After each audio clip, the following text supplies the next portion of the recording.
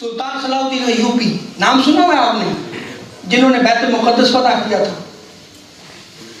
ان کی آرمی میں سب سے زیادہ مرید غوث اعظم رضی اللہ تعالیٰ عنہ کے تھے. اور پھر آگے دیکھیں کہ امام غزالی کے انہی کی فوج میں امام غزالی کے مدرسے سے فضلاء وہ بھی موجود تھے.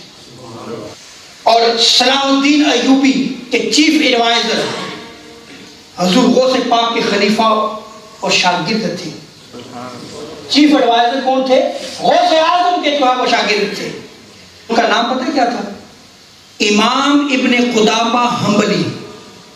یہ استاد ہیں ابن تیمیہ کے.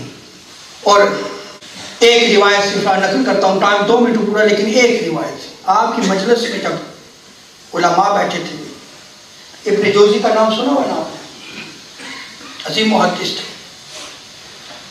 غوث اعظم رضی اللہ تعالیٰ عنہ جو ہے وہ ایک آیت قرآن پاک کی تلاوت کی گئی، آپ نے اس کی تفسیر شروع کی. آپ نے 40 تفاسیر کی. وہ بھی عالم تھے، اور علماء کو کہتے ہیں ہم نے یہ بھی پڑھی ہے، یہ بھی پڑھی ہے، اس کو بھی جانتے ہیں، اس کو بھی جانتے ہیں.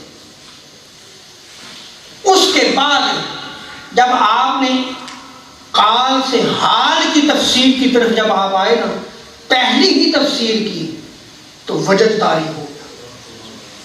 اور ابھی آپ نے 11 تفاسیر کی تھی کہ انہوں نے اپنے کپڑے پھاڑ دیے